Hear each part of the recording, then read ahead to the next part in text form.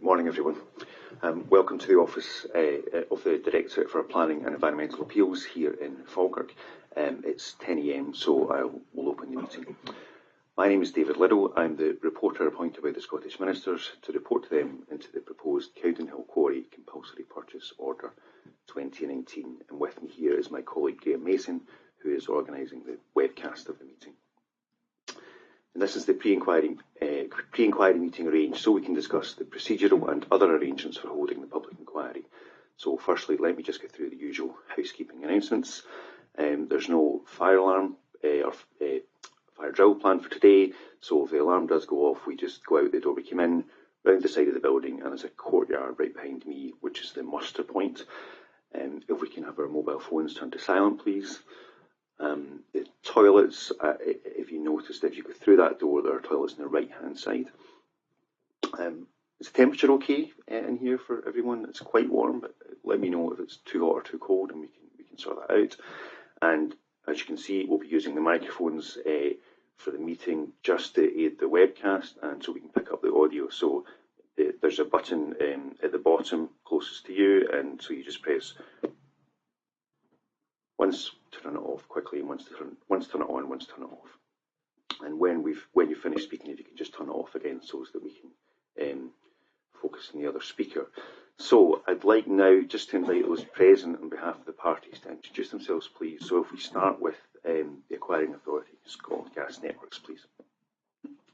Good morning, sir. My name is Malcolm Thompson. I'm a QC. I'm instructed by Avalshaw Goddard, who are represented today by Alana Barker, who's standing in for Sarah Bailey, who unfortunately is suffering from food poisoning today. On my left is Fiona Massey of SGN, who is my instructing client. Thanks, sir. Thank you very much. And for Aggregate Industries, please. Yes, good morning, sir. My name is Sandy Telfer. I'm a solicitor with the law firm DLA Piper Scotland LLP. I'm joined to my right by my instructing client, Ian Waddle, who's Aggregate Industries Regional Director of Scotland.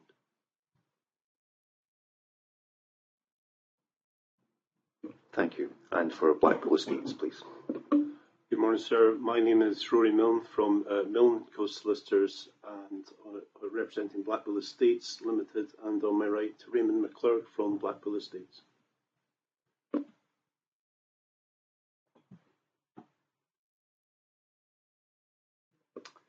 Okay, thank you very much.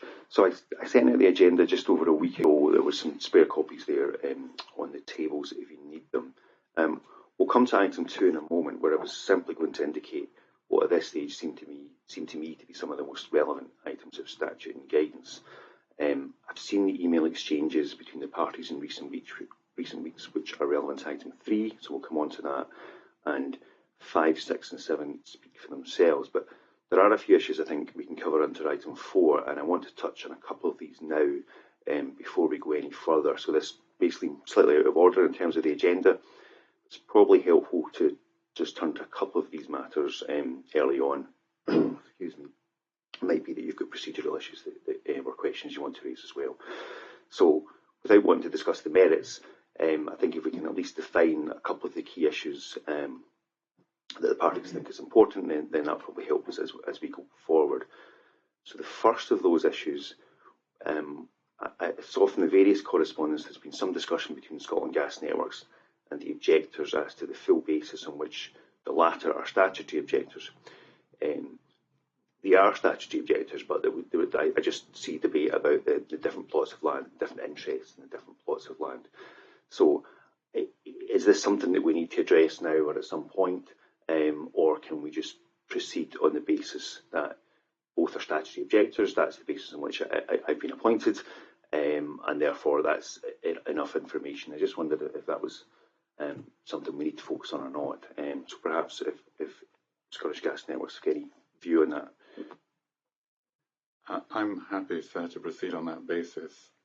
We had been preparing a document to attempt to set out the various interests in the various parcels, because it is a slightly complicated picture. There's ownership of the surface, ownership of minerals, and holders of standard securities. And it's just to try to clarify what the respective interests in which of the plots there are. I would hope that once that's been prepared, it can be circulated and hopefully agreed by the other parties to try to at least get that issue out of the way. Okay, thank you. I'll ask for your views on that. One of the things I was going to ask about was the scope for statements of agreed matters, so that might be that's something that we could tie up in that. Does that sound sensible? Yes, I think I speak on behalf of BBL in this matter as well, so that sounds entirely satisfactory.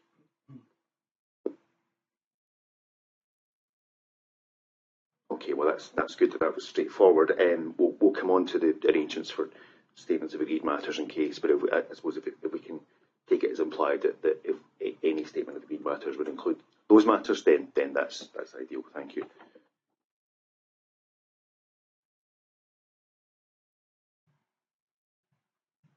So the second point, which we can hopefully just address now, is in respect of what Aggregate Industries and Blackville Estates describes as the primary objection.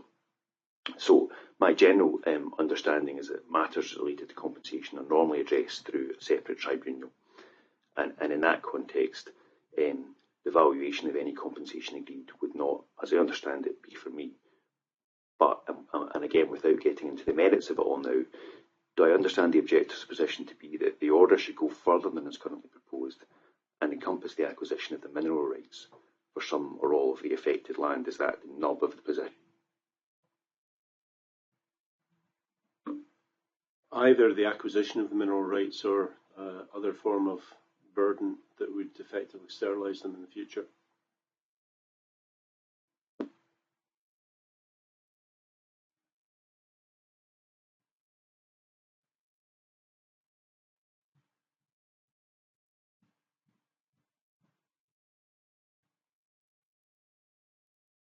Okay, and that being your position, and if that wasn't done, that your view would be that ministers should decline to confirm the CPO because it's unreasonable if it doesn't make such provision. Is that, again, I'm just paraphrasing, just so I understand where we are. Yes, I think that's a fair summary.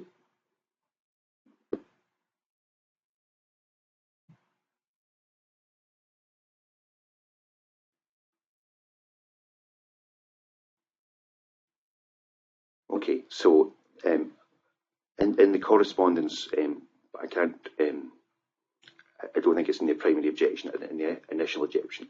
I think it's in subsequent correspondence, but I'll just read it out. And this is from Aggregate Industries. If our clients and BBEL's primary objection were to be upheld, and the inquiring authority were to be directed to treat with the objectors on the issue of quantum now, rather than have that issue deferred until after the CPO is granted, and planning permission to quarry the CPO land is obtained, it would remove at a stroke the need for the reporter to consider the secondary objections that have been lodged. So that's a request for me prior to any inquiry to make such a direction. I'm understanding it. Yes, sir, and I have a supplementary expanded submission to make on that particular point. Aggregate Industries' position at this inquiry is straightforward in my submission. It is in the business of quarrying. It's currently in the process of obtaining planning permission for a new quarry, which is proposed to be located close to the order land. This new quarry has the potential to be extended into the order land, and there's the potential too for quarrying to go into the order land from the existing quarry. This potential is reflected in the registered and secured mineral interests in the order land that had been in place since 2011, well before SGN established that the integrity of the pipeline had been compromised as a consequence of the landslip. The minerals will be sterilised as a consequence of the proposed relocation of the pipeline. These are the facts that are in the public record and are well known to SGN. If the CPO is ratified by the Scottish Ministers in its current term with the Mining Code incorporated, Aggregates and BBL's concern is that it will render their interest in the mineral tenement located under the order land potentially worthless. This is the primary reason for their objection. Now, sir, can I take you to Circular 6/2011, which you've identified as one of the principal points on which you should take your guidance on the issues arising. Well, yes, but I just caution that Yeah. this is just the pre-examination meeting, so I'm just wary of getting too deep into the merits one way or the other. Yes, so what I'm looking to do here is to persuade you of the merits of actually giving a direction of the nature that you'd outlined at the outset. If I may, Circular 6/2011 sets out the Scottish Government's policy on the use of compulsory purchase orders in Scotland. At page 1 of the circular, the Scottish Government makes it clear that it expects acquiring authorities in the position of SGN to have attempted to purchase aggregate and BBL's mineral interest by agreement before proceeding to make a compulsory purchase order. The guidance also makes it clear that this expectation can be set aside if the acquiring authority is able to demonstrate to the Scottish ministers that it would not be, quote, practicable, unquote, for it to attempt to purchase the interest by agreement. Examples of where such impracticality would be accepted by the Scottish ministers as existing are set out at note 6, sir, at the bottom of page 2 of Circular 6/11. For example, it might not be practicable to expect the acquiring authority to continue to try to negotiate a purchase if there was no prospect of agreement being reached within the project timescale. Another is where there is no prospect of the land being acquired at a reasonable cost. In circumstances where there are numerous interests involved, Scottish ministers would also not expect an acquiring authority to continue to try to reach agreement with an owner regarding the purchase of the land in question, where it can be shown that the owner has an unrealistic aspiration about the value of its land. The same holds true if the acquiring authority is able to demonstrate that the owner is not prepared to negotiate with it. But so none of these circumstances apply at Cowdenhill. Aggregate and BBL's commercial interests as owner and owner heritable creditor are aligned, meaning that SGN as acquiring authority is essentially dealing with one party. As the correspondence makes clear, both aggregates and BBL are entirely willing to negotiate. The issue of whether or not a deal might be capable of being agreed within the project timescale has never really arisen, for the simple reason that SGN have never confirmed what the contractual start date for the relegation works actually is and how much lead-in time they would need in terms of them formally instructing the start of the works to ensure that all relevant access rights were in place before that instruction was given. Now, a 20-day period for the delivery of a council proposal was stipulated last February in a letter from SGN's agents, Adelshaw Goddard. But as setting aside the reasonableness of that deadline, the point is that it had clearly no connection, as the lapse of another year since the deadline was intimated demonstrates, with the project timescale. This leaves then unrealistic aspiration. In fairness, even SGN has never sought to argue that either BBL or AI has an unrealistic aspiration about the value of the land and mineral interests, because the straightforward and disputable fact of the matter is that neither of them has had a proper opportunity to engage in the subject. BBL because it didn't have access to the geological data that AI holds that would allow a proper assessment of the volume of the specified minerals to be made, and AI because SGN refused to accept the confidentiality conditions under which AI was prepared to release that data to them, at least, sir, as you'll have noted in the correspondence, until some 4 days ago when Adelshaw's advised that SGN was, quote, actually comfortable with giving all of the undertaking unquote, safe for a single point, and a point which AI aggregates will be happy to discuss. As the letter that the Scottish Government received from SGN's agents, Adelshaw's, on 19th July confirms, the first time that SGN raised the issue of valuation with the objector was actually on the 1st of February 2019, following a meeting in Edinburgh which the objector had attended, not at the invitation of SGN, as the letter explains, but rather than... Sorry to interrupt. I'm not really able to note all of this at this speed, so a lot of this seems to be going over ground that is evident to me from the discussions already. So are we just rehearsing what's already in the written evidence at this point? I'm looking to summarise it and draw your direction to certain points, and obviously to direct your attention to the questions that a party in the position of the Scottish ministers and you as the representative will look at to ascertain whether there's been a bona fide attempt on the part of the parties to engage on the issue of valuation. Now, I've looked at the issues in the circular that might justify a decision on your part not to press the valuation point, and all I'm looking to say in the circumstances. So there is, I think, justification for a direction of the nature that you alluded to at the outset to be made, to provide the parties with additional time, and it need not be a great deal of time, additional time to allow a valuation exercise to be carried out. And in support of that primary submission, I know that Mr. Milne, on behalf of BBL, is keen to underline some further points as to why this valuation exercise would actually ultimately also help inform a discussion on the merits of the secondary objections. Okay, and I'll come on to that, and I'll give Scotland Gas Networks a chance to jump in. I suppose my question about this is, what powers do I have to direct Scottish Gas Networks to do that? Ministers have appointed me to hold a public inquiry and then to report to them. So from where I am at this point, it seems to me that this is an argument about the scope of the order. It's one which relates to its reasonableness and its fairness, and it would be something which I would need to consider through the inquiry and in turn advise ministers on that point as part of my report, rather than, I'm subject to discussion further, rather than me being empowered or it being appropriate for me instead of progressing with the inquiry as I've been appointed to do, to direct the parties to go away in a further discussion. That's my understanding of the position. Perhaps, Mr. Milne, if there's something you want to add, and then I'll ask Scotland Gas Networks to come in.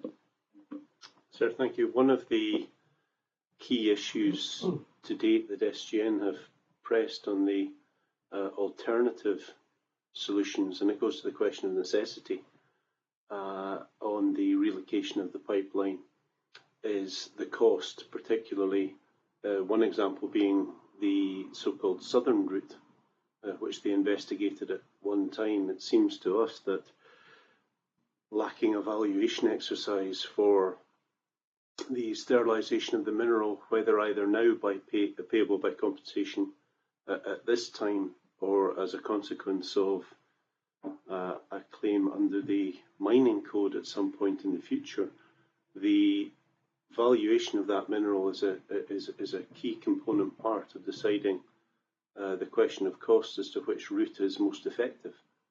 And for that reason as well, we think that a full valuation of the mineral that would be sterilised, rather than simply to date a valuation based on and we're not quite sure why, a royalty payment to Blackpool, which is the one that SGN have conducted to this point, is the appropriate way forward.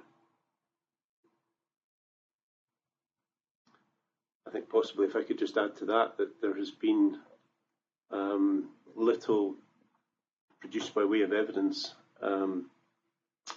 to us to this point on the alternatives that are available, other than simply the conclusions that there are no other viable options. So all of this really goes to the question of necessity and is at the heart of this inquiry, rather than just a compensation figure payable post the grant or otherwise of the order.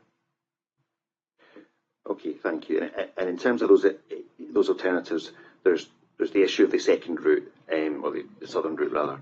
There's the question about whether stabilisation is another option, and we can come on to that when we talk about the scope of the evidence.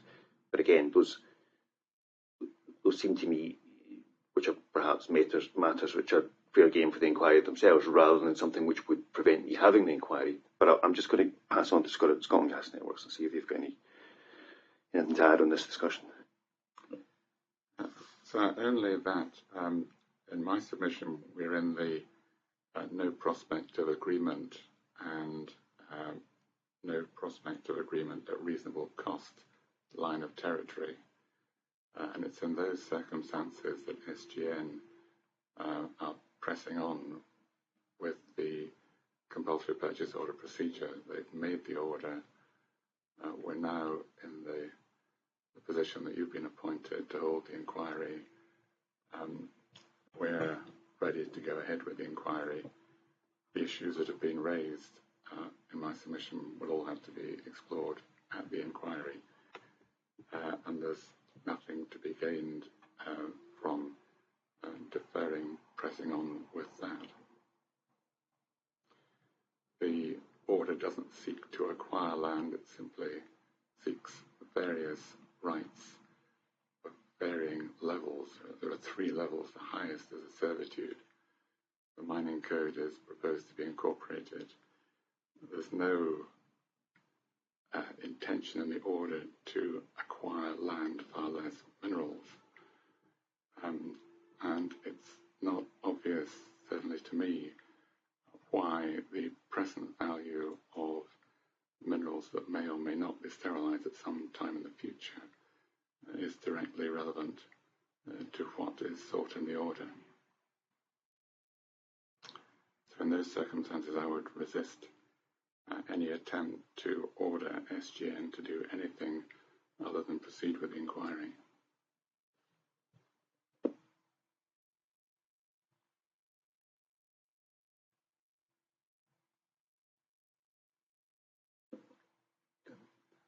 So I think Mr. Mill wants to come in on this point too, sir, but just to deal with the no prospect of agreement at reasonable cost point on which Mr. Thompson's submission was based. The straightforward fact of the matter, sir, is that the issue as to whether or not this agreement might be reached on a cost that aggregate strike that SGN would be comfortable with. We've never ever had that opportunity to have that discussion. I think I ought to make clear too, when the last point in time when we sat round the table with Aggregate Industries, BBL and SGN all present, it was made clear to SGN that if a discussion of the nature that we're discussing at the moment were to be had, then as part of that discussion, you would need to establish the full development value of the sterilised mineral, and Mr. Milne has already explained why that would be helpful in the context of discussing the secondary objection regarding to the southern route. But also over and above that, I think it's important to note that at that meeting, both BBL and Aggregate sought to make it clear that they would be prepared to discuss a discount on that open market value to reflect the planning and other issues. Now, against that background, sir, I would submit, and I would ask SGN to reconsider their position. I would submit that there is a real deal in having the valuation exercise carried out, because agreement might just be reached. And I make the point again, the opportunity to sit down and have that discussion has never been had, principally because after that meeting, SGN elected not to take up the offer of the geological data that would ultimately better inform a decision in quantum. So I'd ask, sir, that SGN reconsider its position in light of that submission. I'll pass on to Mr. Milne, if I may, to expand on that. Sir, just to pick up Mr. Thompson's point about the inquiry and SGN seeing no reason not to press ahead and proceed now, as we're slightly confused. As we understand it, SGN requested, as the promoting authority, a discharge of the last inquiry session in mid-November, the request was submitted in mid-November, to quote, to allow further investigation and discussion into a recently raised objection ground that the quarry should be restored instead of the pipeline moved.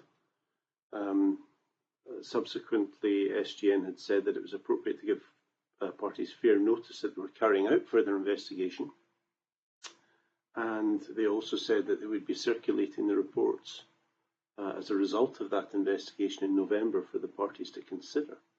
Now, there's been nothing said further on that subject since.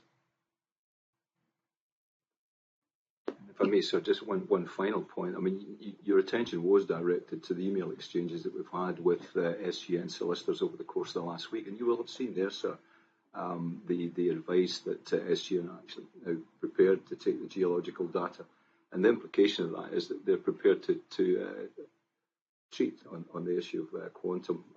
So I'm not sure why that concession, if I can describe it as such, made a year later after the offer to deliver the geological data to them, subject to certain confidentiality requirements, was made. I'm not sure why, in the light of that very recent advice that they'll be prepared to give the undertaking, subject to a minor modification of the conditionality requirements, I'm not sure why that was offered if they're not prepared to look at this valuation at this instance. And I would say too, sir, that in terms of Rule 8 of the compulsory procedure inquiry rules, you do have the power to call a further pre-inquiry meeting. And I suggest, against the background that Mr Milne and I have outlined, there's a deal of merit in a further postponement to allow these negotiations to take place with the immediate release of the geological data to SGN.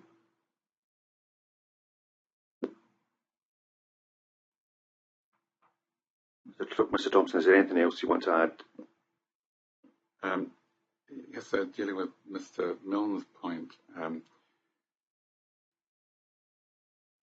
if we get past the immediate motion from Mr Telfer, we would move on to discuss procedure, and the first order of business would be statements of case in my submission, followed in due course by documents and recognitions. The statement of case will be the opportunity for SGN to set out their position on the various matters that have been raised and to inform the objectors the results of their further investigations since November. There will be accompanying reports. I'm not in a position to say right now whether they will be capable of being produced at the same time as the statement of case, but certainly soon after. And that is the intention of SGN.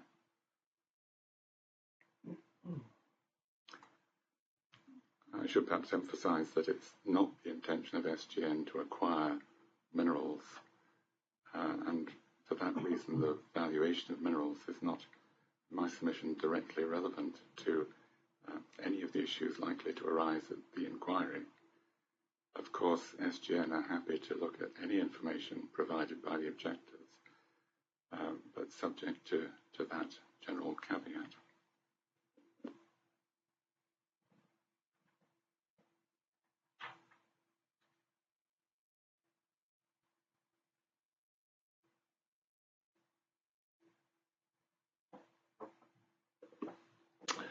Okay, I think that's probably enough on that particular issue. It's something I'm going to have to reflect on.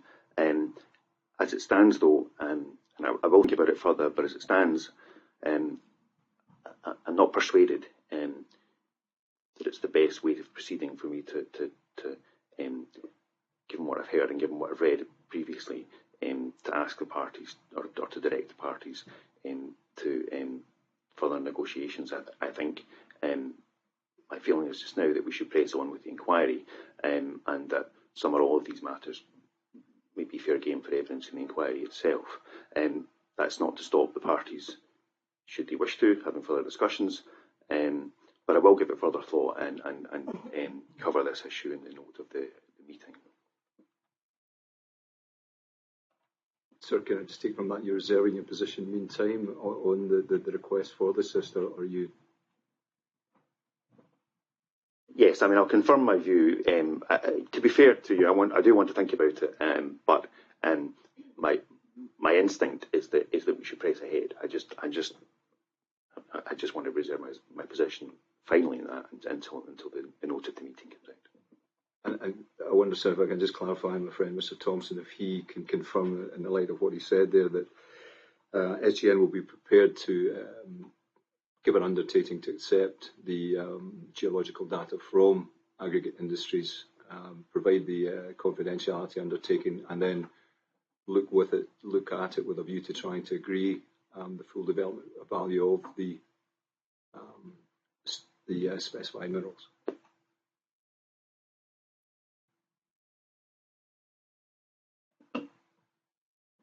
SGN will be happy to look at it, but I'm not prepared to give any undertakings beyond that. I'm obliged, sir. Thanks. Okay, thank you. Okay, item 2 then was simply the compulsory purchase by public authorities inquiries procedures Scotland rules 1998, and had made reference to the circulars. So all I wanted to do was just to briefly mention what seemed to me at this stage to be some of the most relevant items of statute and guidance. And I'll refer to these in the meeting notes, no particular need for you to note them down. And it's simply for the purposes of checking that I've identified what are the key bits of legislation and guidance. So there is Circular 6/2011 on compulsory purchase, contains some policy and certainly advice from the Scottish Government on CPOs, and a key reference source for me, I think. There is the Acquisition of Land Authorisation Procedure Scotland Act 1947, and it's understood that that's the primary act governing CPOs. There are the 2003 Compulsory Purchase of Land Scotland regulations, principally which seem to just identify the forms to be used or models of the forms to be used in the process. There are the Compulsory Purchase by Public Authorities Inquiry Procedures Scotland Rules 1998. So these are the rules for holding a public inquiry under the 1947 Act. They can and are very specific about some of the timescales for the various stages in such an inquiry. However, I do understand from them that I have discretion in this, and we'll come to discuss timetabling later this morning. There's also Circular 17/1998 on planning and compulsory purchase order inquiries and hearings, procedures and good practice. Now, as far as I understand it, it's only Annexes A and D of that circular that remain extant. Annex A is the Code of Good Practice for Inquiries, still extant for CPOs, I think, although, correct me if I'm wrong. It's of some vintage now. Some of the procedures it recommends have been superseded by later practice, but it still has some useful messages about conduct and fairness and so on. And so I want us to keep those in mind as we progress. Annex D of that circular is simply a commentary on the 1998 rules. It doesn't really add much to those, to my reading of it. And more recently, I'm aware, although I don't think this is evidence that's been put before me yet, but I'm just aware of it. There's the procedural guidance on confirming a CPO that I think dates from 2018, and there's also a series of Scottish Government guidance notes for acquiring authorities, CPO-GNAA 1 to 5, I think. So whether they're of any great relevance, I don't know, but I'm just aware of them. There might be others. There's the Gas Act 1986. So all that was a quick name check of some of those things. I assume those will be core documents, or most of them will be. There may be others that I've not identified. We don't need to identify them at this point unless there's something key and central which I've not listed there and which you think I need to be aware of at this point.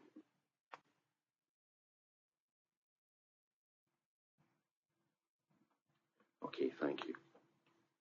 Item 3 then was the update on recent discussions, negotiations between the parties. I'd simply put that in case there was any. I've seen the recent email exchanges. We've already referred to them briefly. They don't seem to have taken as much further forward, so I'm aware of them.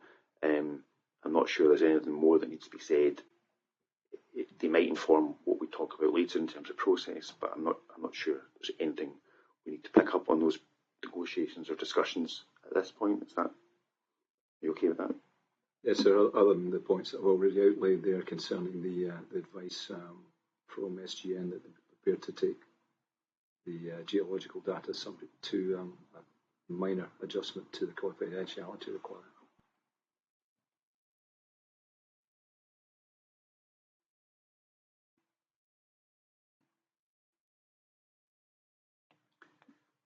The only point that I would pick up from that correspondence is the reference to SGN seeking a direction from USA that Blackpool Estates should be required in their statement of case to particularise any alternative route to the south if they're proposing to bound on that at the inquiry, just to give fair notice to SGN. Thank you. Yes, and that was something that I'd anticipated discussing when we came on to talk about the scope of the evidence.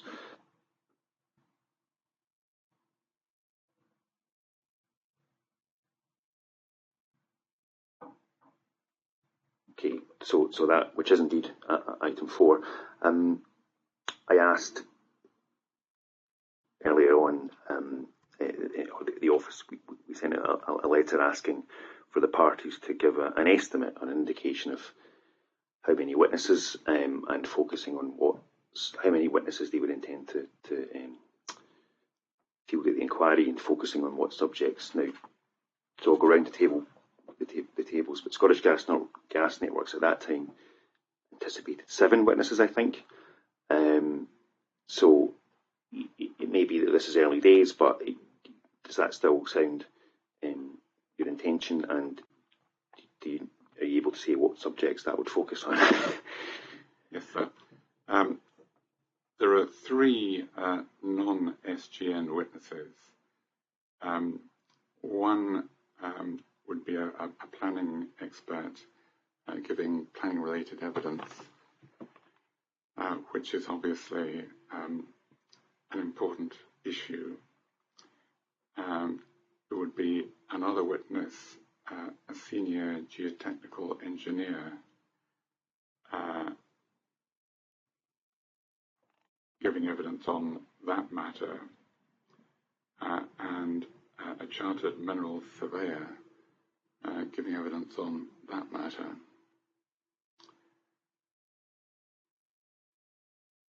You'll appreciate, sir, that there are minerals issues, mining issues, as well as the geotechnical issues, such as the stabilization possibility. But those 3 witnesses, on the basis of the present objections, will be required. The other 4 witnesses would be SGN personnel. At the moment, I've heard on the side of caution by saying 4. It may be possible to reduce that to 2, depending upon what emerges from the statements of case. But certainly 2 will be speaking to the bulk of the SGN evidence.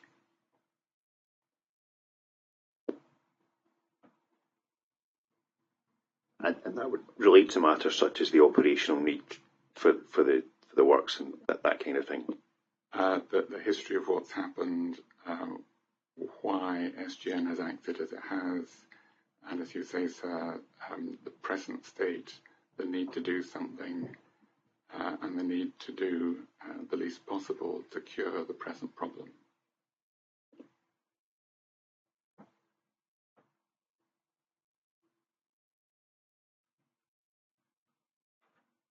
Okay, thank you very much. Caveat, it's early days. The estimate was 11 days when SGN responded. Was that just for your evidence, or was that a kind of all-in total inquiry time estimate, or do you know, Mr. Thompson? I don't know for certain. I would have thought that 11 was on the generous side, and for all evidence. I would have thought that perhaps 4 days for SGN's evidence, and then I don't know what evidence will be led by the objectors.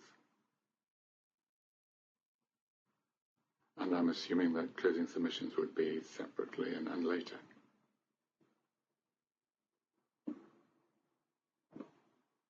Okay, and the final question I had about this, and I'll ask the same of the other parties. We are, I guess, assuming that this is an inquiry, but is any of that best dealt with through written submissions or through a hearing, or would the proposal be that formal inquiry proceedings would be what's required?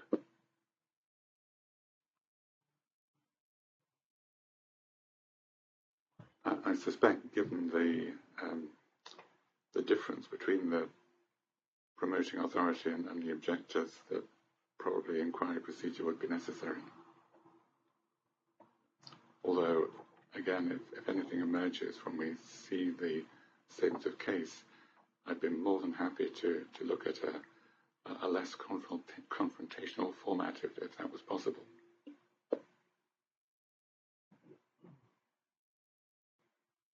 Okay, I mean, that's something we can keep in mind as we progress. Thank you very much.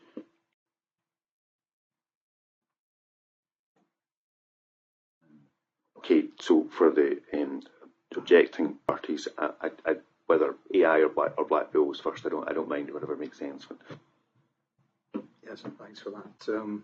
Well, I think it was the 25th of November, we intimated that we anticipated that aggregates, for its part, would lead 4 witnesses. I think it would be very much along the lines as outlined by Mr. Thompson. We would certainly have a planning expert.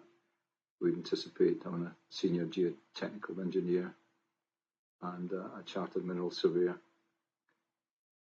And obviously somebody too from the company to just explain the background to their interaction with SGN over the piece. Now, I'd estimated 6 to 7 days, probably 7, and I agreed probably 4 days for SGN's evidence and 3 for both aggregates and BVLs.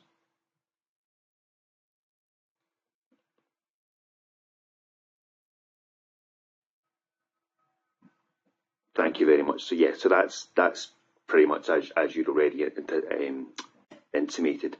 And when you say, I was going to ask what background history means, but I think I understand that now. It's what it was coming out.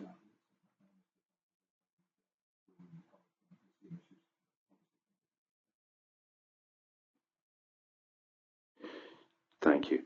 And I'll ask that question then about hearing versus public inquiry. Do you have a view?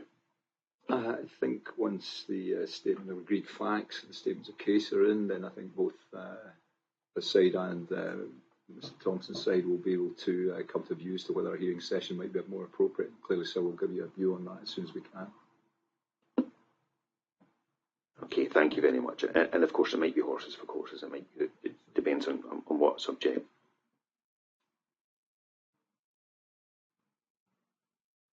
And I probably have another couple of questions, but Blackpool Estates, do you have an estimate then of witnesses and so forth? Sir, I think if we were entirely separate from aggregate industries, we would be estimating 4 witnesses, possibly 3 to 4 days, covering exactly the same issues, history, technical evidence. But there may be a significant overlap, so we wouldn't. We're happy to say that we will liaise over common ground to try to minimise the time spent and duplication. The other slight difficulty we have, as I mentioned earlier, is I think until we see the statement of case and the evidence that SGN seem to be, without wishing to be confrontational about it, seem to be holding on to at the moment, it's difficult to know whether we might need some extra time. We've already got a concern over timescales generally if that evidence is not is submitted later rather than sooner. But at the moment, I would say 4 witnesses, 4 days. Okay, thank you. And I mean, you can reserve your position on this, of course, but is the prospect at least of having a single witness or one or more witnesses being joint witnesses for both parties? Yes, I think that prospect exists, and again, that will be informed by the statements of case. But both parties have a good appreciation of each other's position in the matters, and there is, as I say, a real mutuality of interest on all that lines. Okay, thank you very much. That's helpful.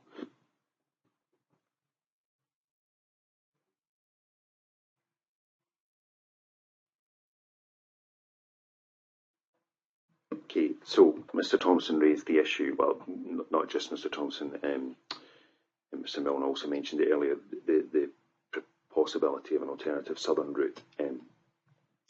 So if this has been put forward, I'll tell you what my thinking at present, and then you can respond. Excuse me. If it's been put forward as an alternative option, then I think it would be helpful for me if I'm able to properly consider its merits, that I have as much detail about it as can be provided. And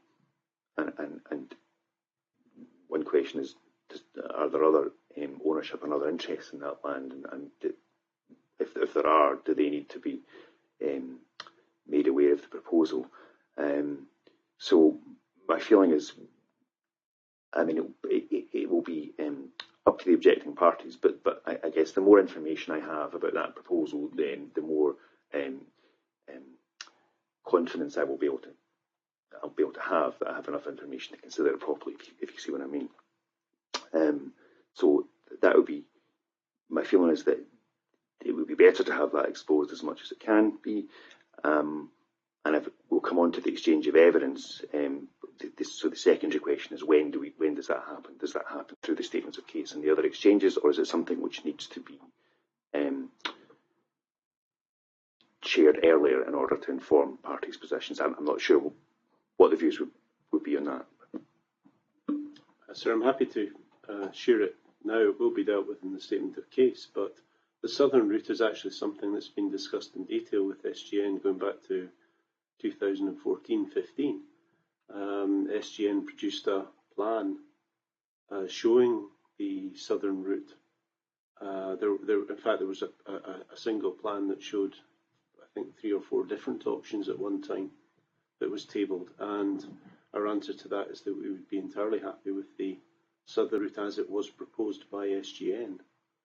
To deal with the title issue, there are no other third parties involved. The land in question is owned by Blackpool Estates Limited, and the significance of the southern route, and it comes back to the valuation point that we discussed earlier on, is that if the southern route is selected, then there is no mineral serialised, and therefore the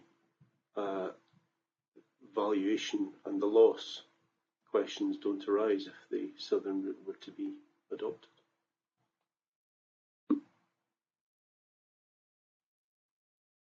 Okay, so we'll come on, I think, maybe in the next item to talk about the timetabling and the kind of choreography of the exchanges. But as I understand it, then Blackpool Estates would intend to give me full information about the history of that route, if you like, in the discussions, because I did see from the material that there has been discussions earlier on about it, although I don't have any details on it. We can talk about when that needs to happen. Mr. Thompson, have you anything to say at this point on that?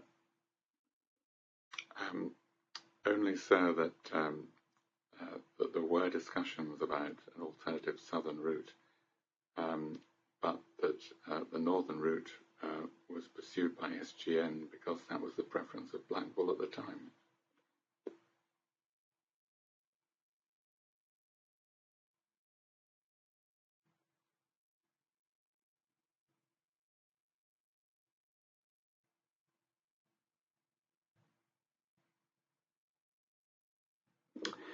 Okay, so I mean that's fine, and this can all come out in the evidence. We don't need to rehearse it now, but that's what I'd read from some of the material. So it's still the same southern route as was discussed back then. So both parties should be at least have material on the route we're talking about.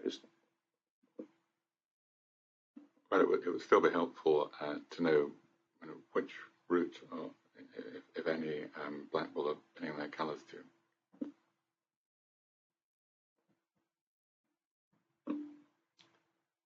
Sir, I'm not sure we have to pin our colours to any particular route.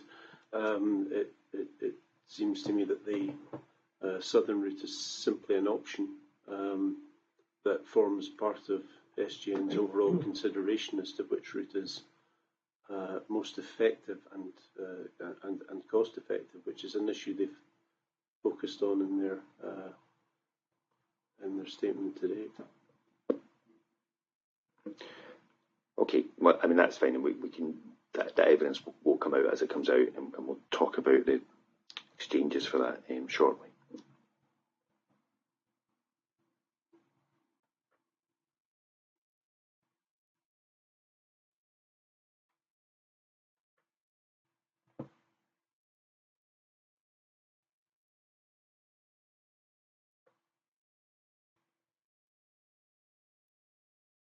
Okay, I think that's, as far as I can see, that's all I was wanting to get from item 4. So I'm happy to move on if others are. I wonder whether it's possibly helpful to do item 6 first before we come back to the dates, because the arrangements for the exchange of evidence are going to inform the date of the inquiry. So if you're okay with that, I'll just do item 6 first. Now, Scotland Gas Networks had suggested a protocol for the exchange of evidence, which was firstly an exchange of statements of case. 2 weeks after that, the submission of all documents.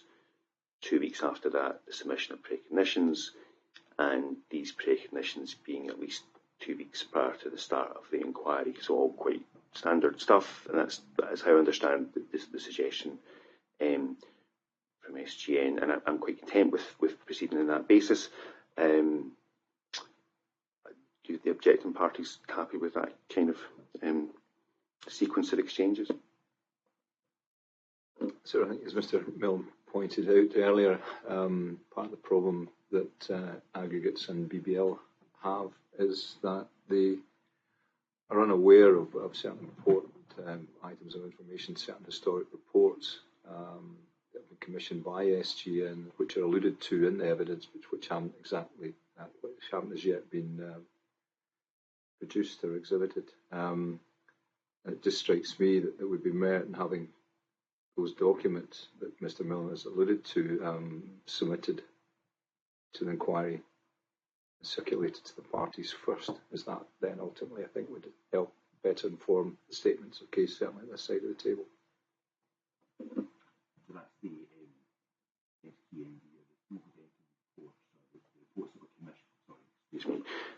the reports that were commissioned about the feasibility, the different options in terms of moving the pipeline and or stabilisation. There seemed to be 2 or 3 reports prepared round about 2014, 2015, I think. That's what we're talking about, yeah. So thank you. That's what we're talking about. There was a 2005 report, as we understand it. There was a 2011 report, and then there was possibly 2014 report as well.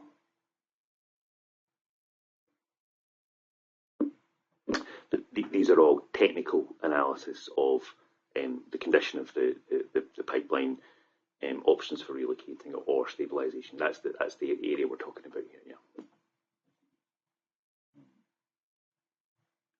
Okay, Mr. Thompson. The suggestion would be that it would be helpful to have them, that everyone can see them first before statements of case. I appreciate the logic of that, sir. There are the historical reports on technical stabilisation matters. They exist and they can be produced in advance of the statement of case. There are 2 new reports which at the moment are only in draft form, which concern stabilisation rather than alternative routes. I understand that they will be finalised within 2 weeks, and it might be appropriate for SGN to lodge those 2 reports plus the historic ones, say 2 weeks in advance of the statement of case dates. In other words, breaking from the normal document sequence. That would mean that statement of case would be 4 weeks from today. The other dates, the document dates and the precognition dates, can be worked back from the inquiry date once we've identified that. So there would be a chunk of time, hopefully, in addition to the bare 14 days between statement of case and documents and moving on to precognitions. As long as we're, well, from our preliminary look at possible dates, it would seem likely that there will be that opportunity time-wise.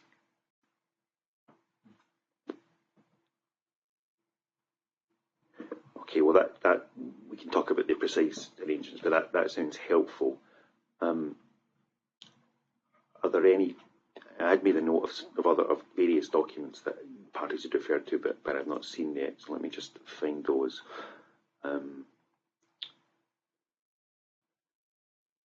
Yeah, so I think the other material was the various valuations of minerals. So I pick up that there's a difference in valuation in terms of the extensive reserves that are affected and so on. That material may well be exchanged between parties out with the inquiry process, it seems, so that's fine. For my part, I'm happy that can just come up with the rest of the evidence. There was, I see other evidence is referred to about the prospects or otherwise for getting planning permission for further mineral extraction.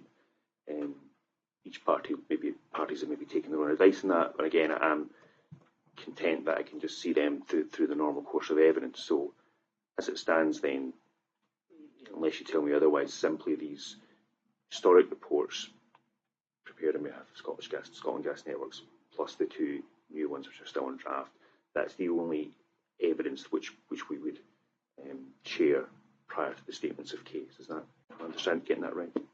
Yeah, just one point of clarification, sir, if I may. These draft reports that are being prepared at the moment, can SGN confirm to the inquiry, please, whether they are informed by the inspections, the regular inspections and flyover surveys that have been conducted over the course of the last year, as we understand it?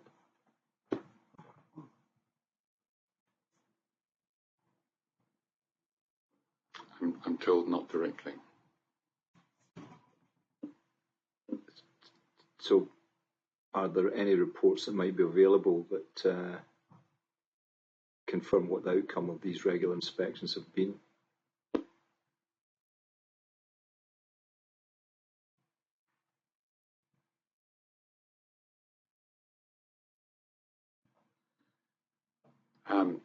I understand that evidence will be coming from a witness, but notice of it can be given in the statement of case.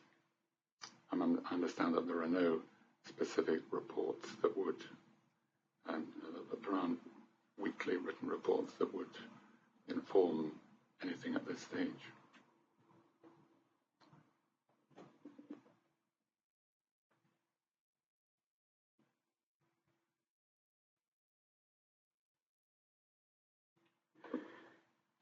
Okay, thank you.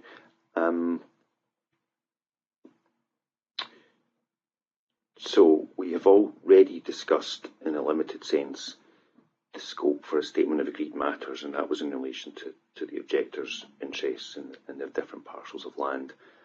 That would be helpful. Are there any other legal, technical, factual matters which might be within the scope, or which might be capable of being agreed in advance, just to narrow the evidence down? Any thoughts on that? It might be helpful if I don't want to get into the meat of the case, but if I just indicated that the SGN position, that there's been talk about valuations, and I take Mr. Milne's point that when you're comparing certain costs, you have to make certain assumptions about costs and compensation matters. But what SGN is proposing is a servitude not very far away from an existing servitude. And the question that arises or will arise is what additional adverse effect on any mineral rights that move would have. If the mining code is applied as is in the order as presently made, the question of compensation for any loss of minerals wouldn't arise until such time as the presence of the pipe in its moved position actually prevented the exploitation of the minerals. The other way of looking at this would be to think about what would happen if SGN was actually acquiring the ground, including the minerals, which of course they're not doing. But if they were, the compensation issue then which would arise is not what the present value of the minerals is, but when, if at all, those minerals would be likely to be exploited. would then be some sort of discounting process. It might be through a CAAD, or it might be more of a crystal ball exercise. That matter is, it appears to me, going to be influenced by the present proposal to exploit the minerals at the Tom Fine Quarry, which, as I understand the position, is an alternative to the Cowdenhill Quarry, because a condition of the Tom Fine permission is that the Cowdenhill Quarry should be infilled. So it's far from obvious to me what relevance the present day value of any minerals under the present pipeline has. I don't wish to be confrontational about it, but I just feel it might be helpful to flag up that that's how SGN are looking at matters now, with a view to considering what evidence about valuation might be relevant in the context of comparing the compensation element of alternative costs.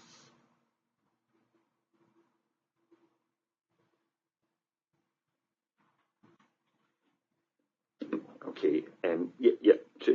My question was more basic than that. Was there anything else that we can put in statement of agreed matters? But if it's too early to really talk in any detail about that, then that's fine. I just was wondering whether we had an inkling as to what we could narrow this down to. But that's all the question. I don't think there is at this stage. Once we see the statement of case, it may be clear. But I just wanted to flag up at this stage so that nobody was under any false impressions about what SGN's position is. That's how SGN's looking at the matter. Yeah. Okay. And I don't think I was under any false impressions from looking at the material before me already. Mr. Telfer, you wanted to come back on that, but again, getting into the merits of it isn't really going to be helpful for me at this stage.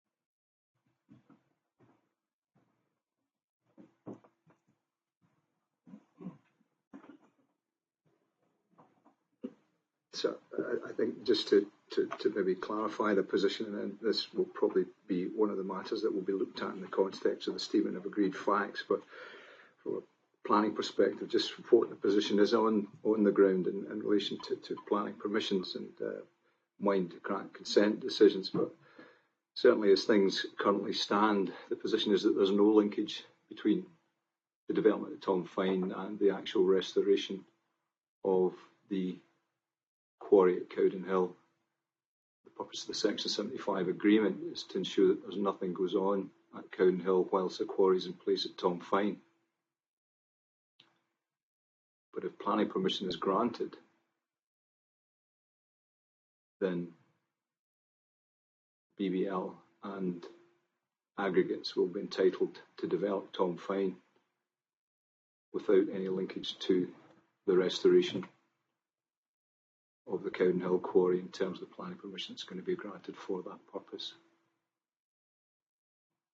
So I don't know whether that advice in any way changes Mr. Thompson's views on the merits of the valuation exercise being conducted.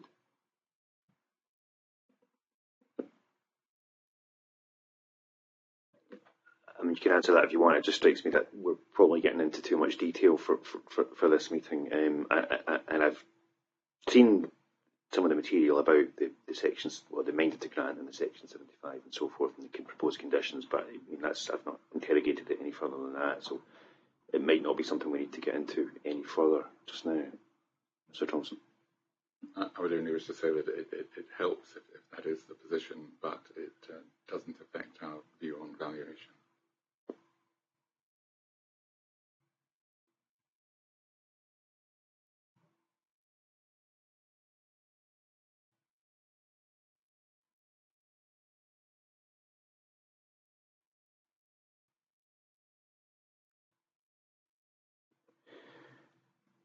Okay, so we'll come on to the exchanges in a moment. So the rules allow for outline statements of case, but we don't seem to. I'm not suggesting that we need those, and nobody's put that forward as a suggestion.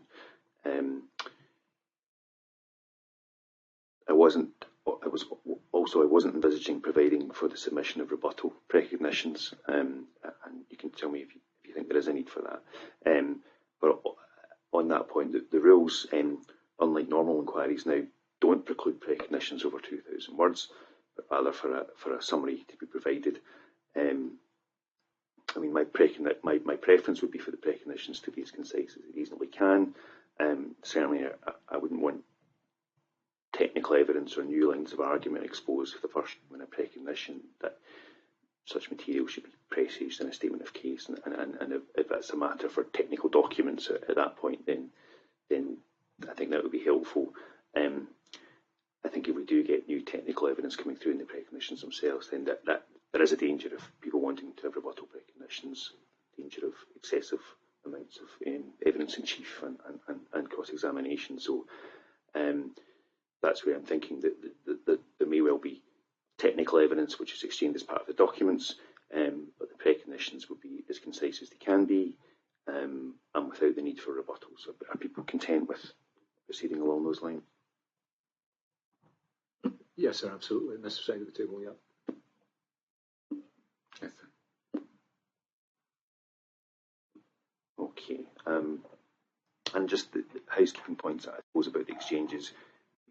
As usual, you have to copy to all parties. Parties can agree between themselves as to what format you'll exchange it in. We just need electronic copies, except for if there are maps and drawings which might benefit from full-scale coloured hard copy. You can take a view in that when you're providing the materials. If we think we need something in paper, we'll ask for it. We have to have a copy for public deposit. I'm not minded to have this as a paper set because I don't think there'll be much need for it at the inquiry. So it might be that we can just have a memory stick and a laptop at the corner of the room if there's happened to be any members of the public inadvertently coming to the wrong meeting.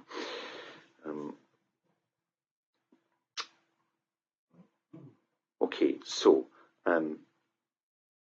if we move back then to item 5, which was about the dates and likely duration of the inquiry, we'll wrap up exchanges of documents.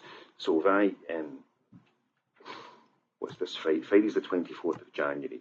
So I think the note of the meeting is probably the best start point, if you like, rather than today's date for dealing with exchanges. So if I, with a fair wind, get the note of the meeting out on the 24th, just get my calendar here, then under the kind of process we've agreed, that would be the 7th of February for the historic reports and the ones which are currently in draft. Do you think that's sufficient time, Mr. Thompson, to we can put it back a week if not? But... No, yes, sir, that should be sufficient time. Thank you. Okay, thank you. Which would then take us to the 21st of February for the statements of case. I was optimistically thinking we could do recognitions 2 weeks after that and then proceed quickly to a public inquiry. But Mr. Thompson, you were suggesting working backwards from. I don't know whether you've thought already about availability and so forth, but We've looked at our availability, but I don't know about others. Well, yeah, let's discuss that then. What do you think? Well, having regard to a statement of case on the 21st of February, it would mean that we couldn't think of starting before a month after that. So looking at April dates, we've got availability, the first sort of block of availability we've got is the 21st to the 24th of April and the 27th to the 29th of April. which, with a bit of luck, might be sufficient.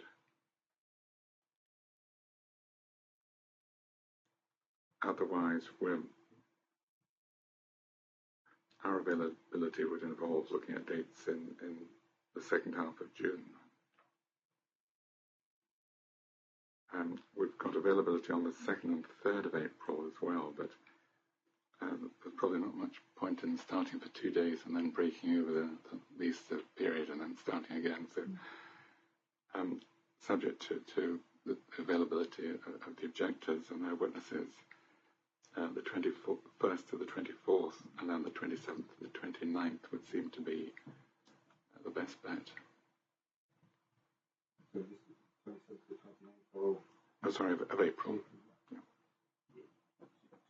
You only have 3 days on that second week available to you.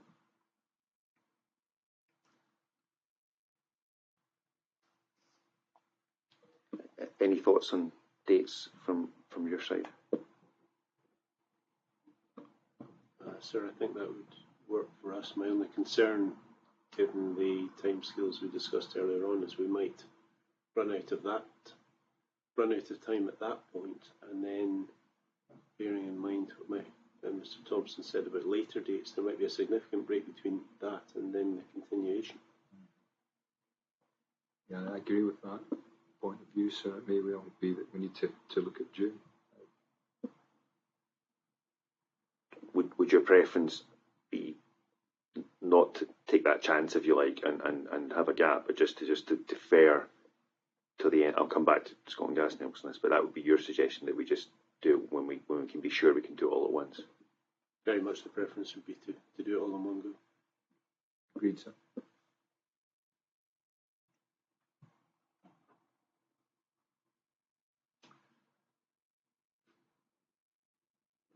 Mr. Thompson. Yes, I'm sorry. I've been provided with dates when everyone in the team will be available. I wonder, sir, if I might be allowed time to investigate further and come back to you, because it may be that if there's just one witness who isn't available on a particular date, that witness could be slotted in out of order to make use of an extra day. So we could see where the most productive group of days, either towards the end of April or in the second half of June, would be.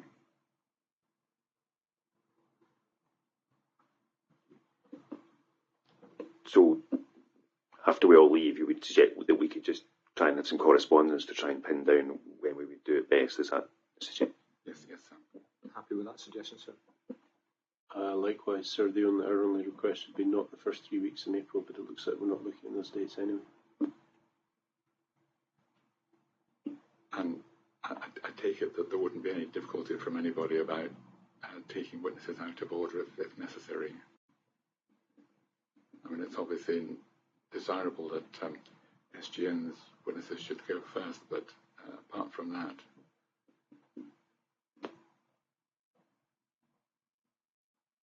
Well, obviously, we're looking to assist the inquiry as much as possible, sir. So clearly, once we've heard from Mr. Thompson, then we'll be prepared to consider it and take a view, but we will be reasonable.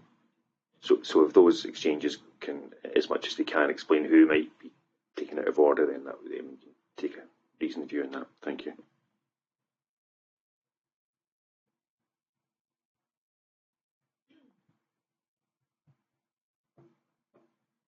Okay, so that's fine then. If we proceed then on the assumption of the 24th of January for the reports, the 7th of February, 24th of January for my meeting note, the 7th of February for the reports, the 21st of February for statements of case, and then we can work the precognitions back from the start date of the inquiry.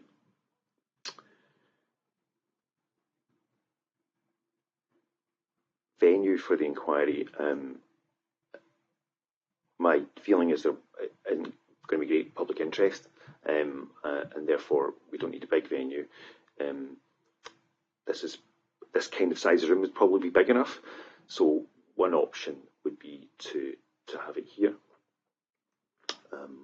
but I'm open to suggestions that depending on where the inquiries teams are based, it might be that Glasgow or Edinburgh or somewhere else would be better for the most people.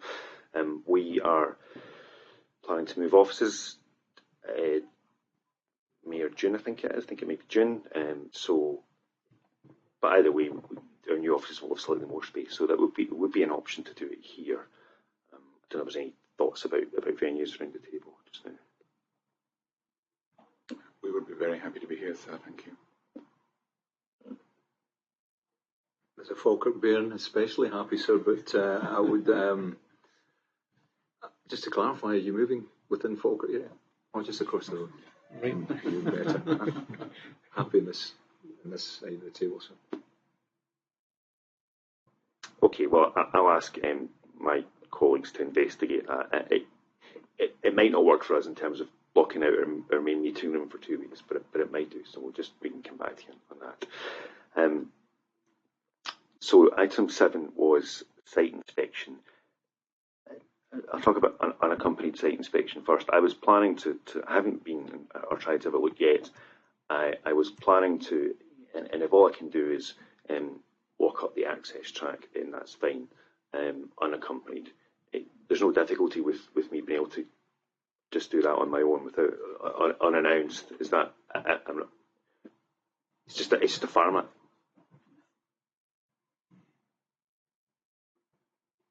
Aye. The front gates are always shut, sir. So if there was some acknowledgement when you were coming, I would leave them open. Plus the quarry gates are got barbed wire all over the top of them if you want to go into the quarry at all. So I need to open them for you, or I could get the guys who regularly gets to come. That's probably a better idea. The manager at Quarry could come. Well, I wasn't thinking about going on the quarry because I assume we would do that on an accompanied basis, and it's really just to get a lie of the land kind of feel. So I could just vault over the gates, but I'll ask the office maybe when I'm going to do it to let you know, and then if the gate can be left unlocked with a snip on it or something, I can make sure it's kept closed. No, I know you're coming that way. Okay, thank you very much. And as for the accompanied site inspection, then I think from the objector's point of view, it seemed to be possible that we can go into the quarry and have a look from there. I appreciate our health and safety limitations on what we can do, but we to some extent can get into the quarry and have a look from there. And from SGN's point of view, I'd understand. Yeah, we can if we're visiting the quarry at the same time, we could see some of the order land anyway again. So that seems okay. Any views about when we should do that? At the start of the inquiry, near the end? I've got a strong view. I just thought probably at the start, because if you've only had a sort of cursory look at the beginning, it would probably be more helpful to go along with a plan and see exactly what it is that's being talked about before hearing the evidence. Yeah, I agree entirely with that submission, sir. I think it would benefit the advocates too on both sides if we had the opportunity to see what we're talking about in some detail before the start of the inquiry. So given that time is an issue, it might be that we can have that on a separate week, depending on people's availability. We needn't be the day the inquiry starts. Maybe a week or two beforehand we could possibly do it. So we can just contact you then to make the arrangements for that. Thank you.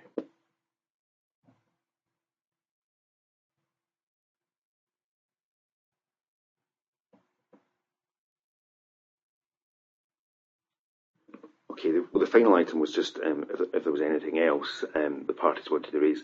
I had what I'm sure is a tidy technical query that I would ask it now rather than leave. So it relates to the order itself, just the wording of it. I don't think it's of any great import. I just want to make sure I understand what I'm reading. So let me just call that up.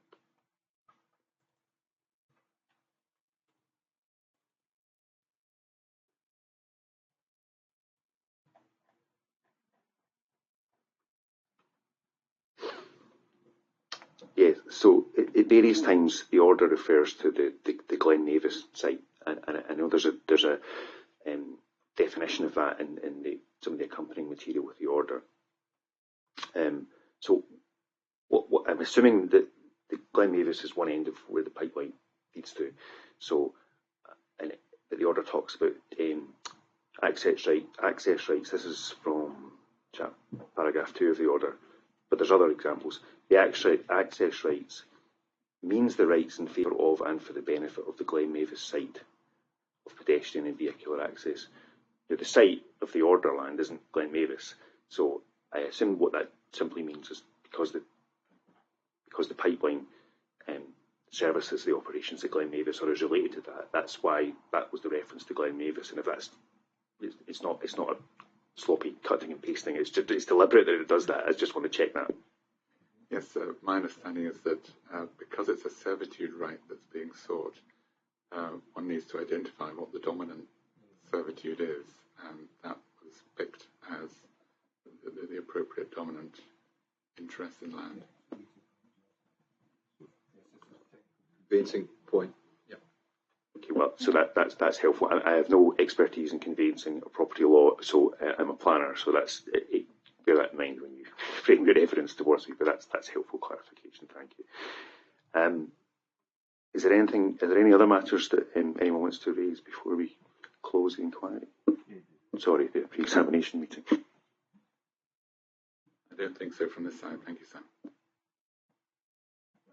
One point of clarification, sir. I mean, you did, as I understand it, albeit that you outlined your instinct on the issue, you did indicate that you would give a ruling on the question of not so much a direction but a request to SGN that they provide a valuation. Would you? I mean, much as I would like to say it came off the top of my head, but I do have a written submission that I can make available to you if you think that would assist, and also to give an indication as to when you think you'd be able to make that direction or intimate the view.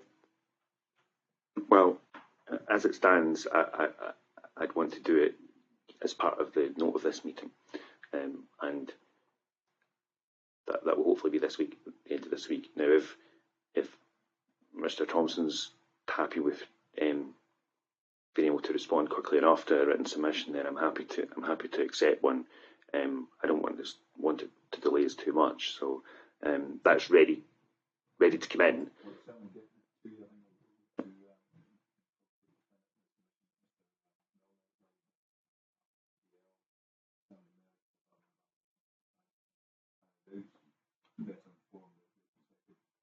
To better inform the secondary objection in relation to the southern reroute. I can have that with you. I would have thought so by 4 p.m. this afternoon. So I'd obviously want, if I was accepting that, to give Scotland Gas Networks a chance to respond. Would you be able to respond quickly enough, do you think, Mr. Thompson, to that? No, sir. I'm happy that we've dealt with it on the basis of the submissions today. You've expressed a preliminary view. You will have time to think about it and express your view in the note on Friday. And I would be reluctant to open up the issue in a more formal way. If there had been a written submission coming, I'd have expected to see it before today, so that I could have had a chance to respond before today. I'm not in a position to deal with one on the hop now. Yeah, I mean, that's fine. I was thinking at some point during this week, but if that's not acceptable to you, then that's fine. I wasn't expecting an answer immediately, but I wondered whether during the course of the week was sufficient time. But if it's not, then that's fine. I would rather not, sir. Okay, well, I'm just going to have to think about that then, and if I want further written submissions, then I'll ask for them. Thank you. I'm obliged, sir.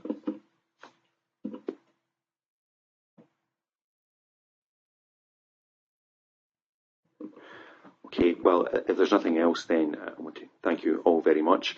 I will get the note. Well, I will ask for further written submissions if I want.